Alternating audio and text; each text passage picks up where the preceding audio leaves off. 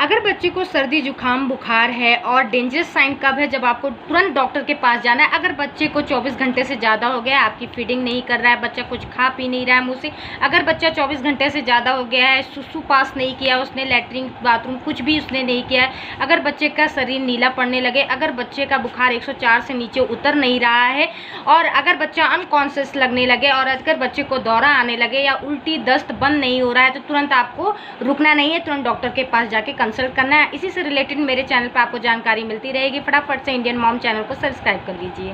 Okay ना।